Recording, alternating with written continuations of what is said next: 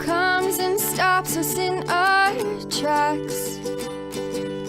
Bravely we prove in our striving, trudging together each day.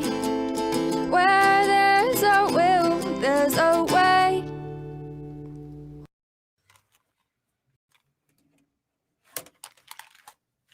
Good morning, everyone.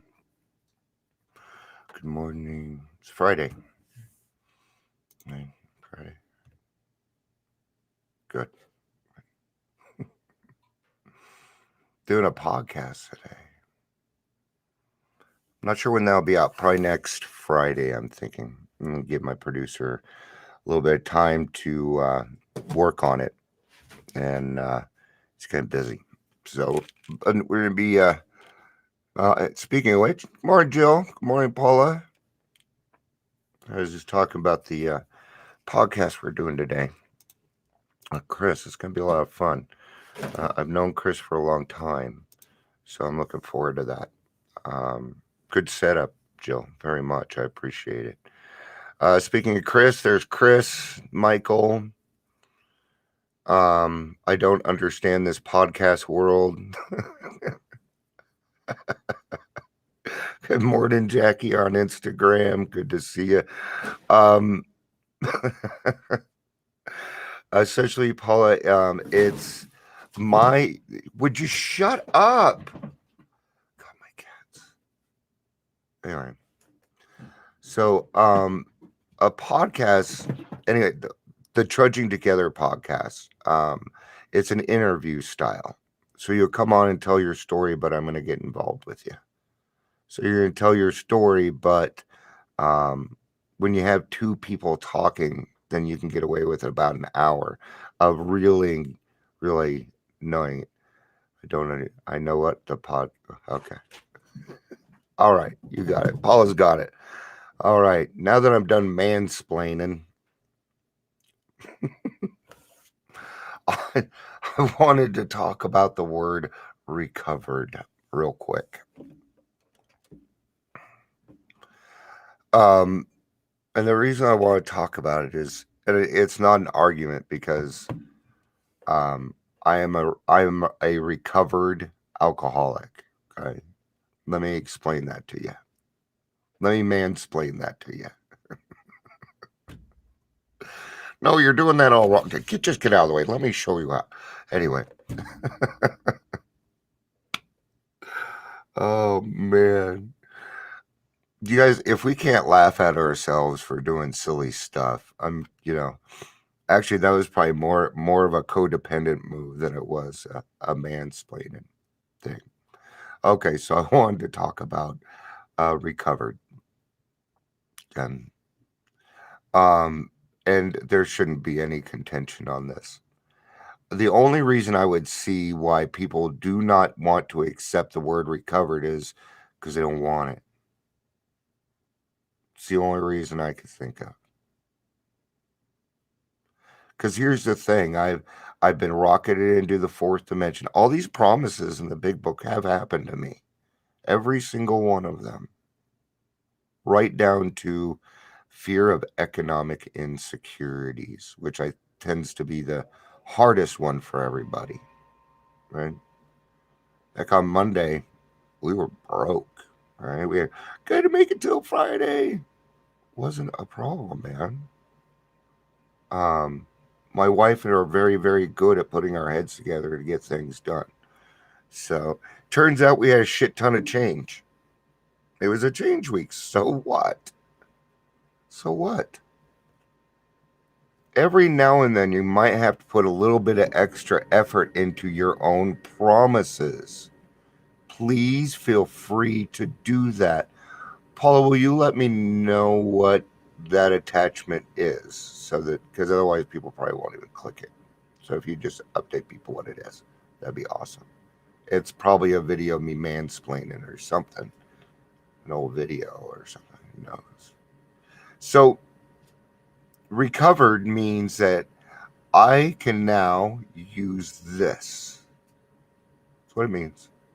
It means I have been restored to sanity. I'm now at a place where when I think of alcohol, I don't think about drinking it. Oh, the meaning of recovered. Thank you, Paula. They don't want people to judge them too. Yeah, there you go.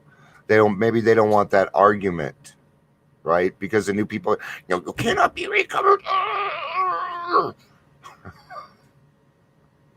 about you shut your mouth and listen?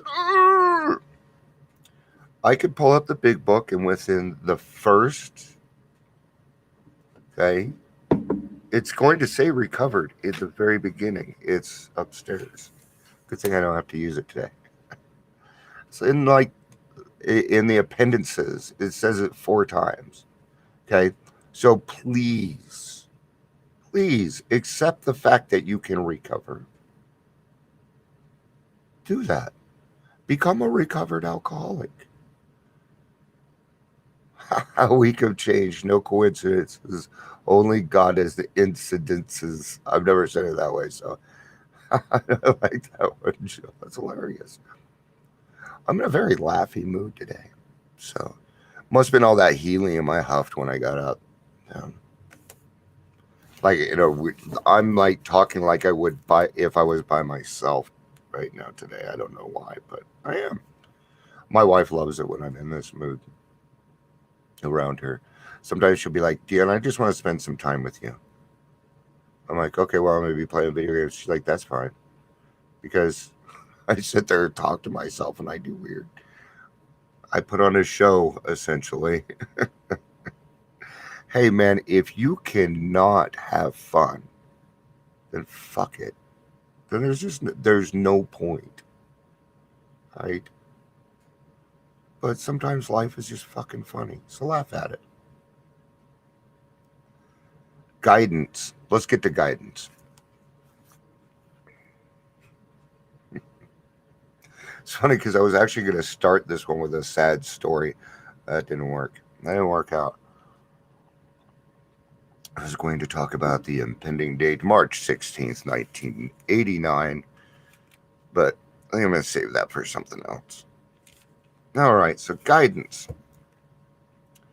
This means a belief in a creator who is all-powerful, justice and love, a God who intends for me a purpose, a meaning, a destiny to grow, however haltingly, towards his own likeness and image. I didn't have any purpose when I came in here. Well, yeah, I did. My purpose was to kill myself with alcohol. Because that's what I was going for, and that's what it would have said on my tombstone. You know, when I first got here, I don't think I would have had enough people to carry my casket. But I do now. Actually, it'd be pretty easy because it's just going to be an urn. I ain't going in the fucking ground. Fuck that. I don't care if I'm dead or not. You are going to burn me and toss me somewhere. As Bill sees it, page 51. God, Dion, you are so unorganized today. As Bill sees it. They're a tiny book. It's a little book. Page 51. I hope I'm in this good of a mood when we do our... I just woke up, which means I have all my energy and everything right now. We're getting there. The coming of faith.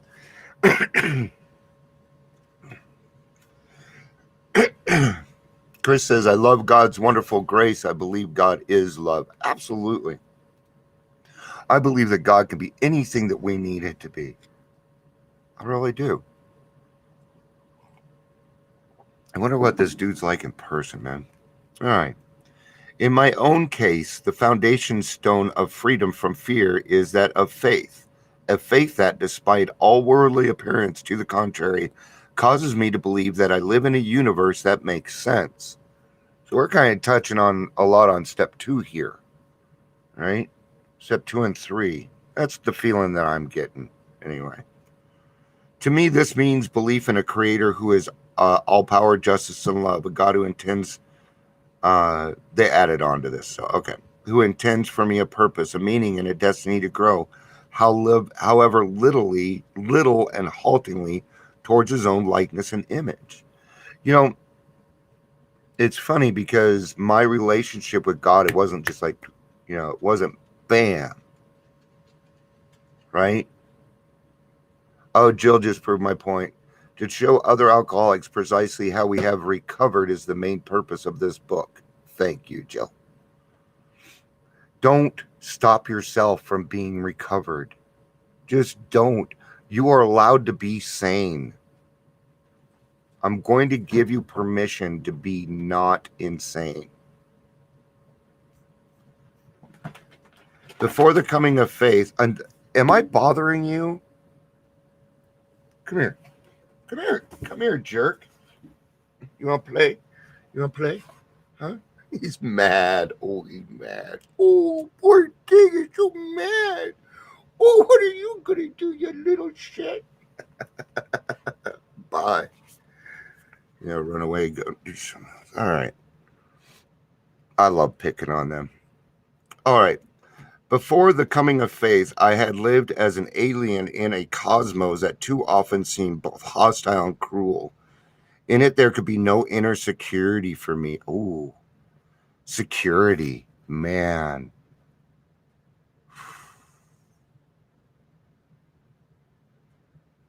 I'm trying to think back when that happened for me, and I don't know. When I started really feeling security with my relationship with God. But what I was saying about that is God was, it's not like our relationship started really fast. It was slow. It was meaningful. It was intentional.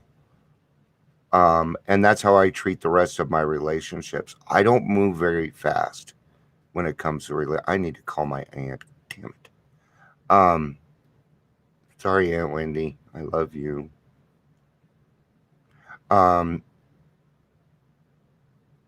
Yeah, I had a pretty neat experience yesterday. I found out that I have a whole nother side of the family, but I knew, but I'm just discovering who they are about 3 years ago. And one of my new cousins, Cherie, it's her birthday today. Happy birthday, cuz.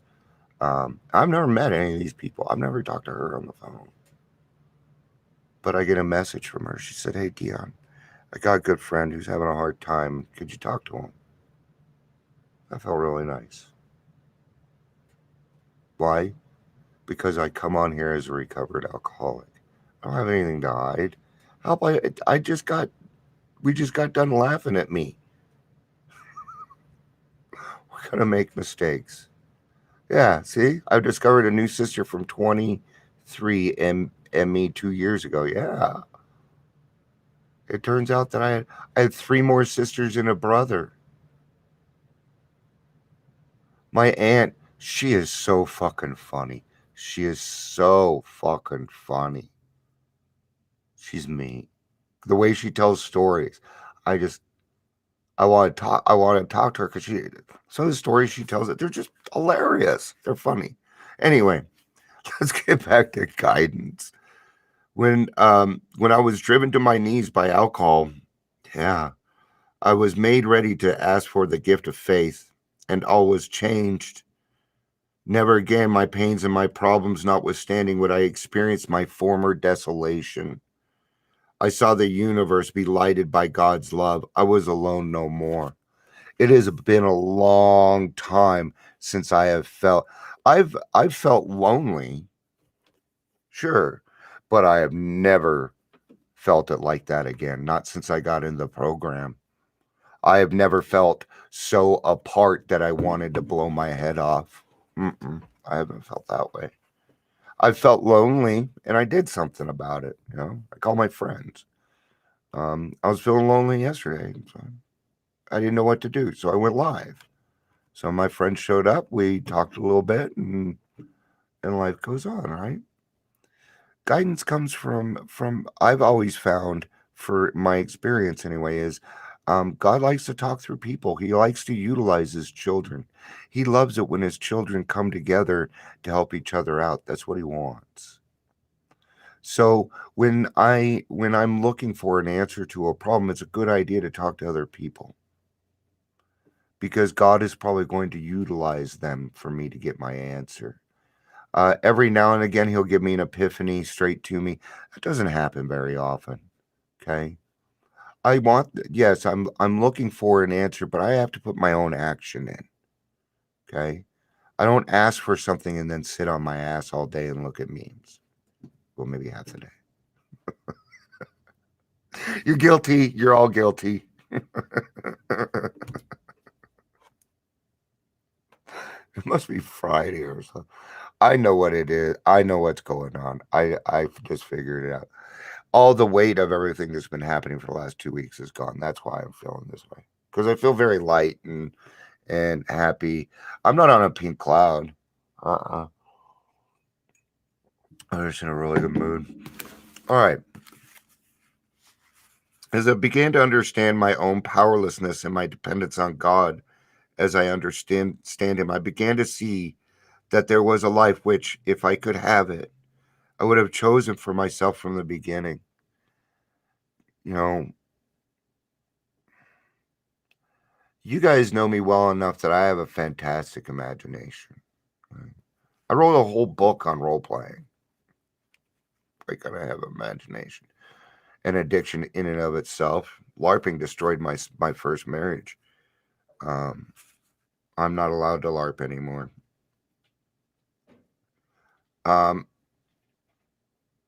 It is through the continuing work of the steps in life and the fellowship that I have learned to see that there is truly a better way into which I am to be guided.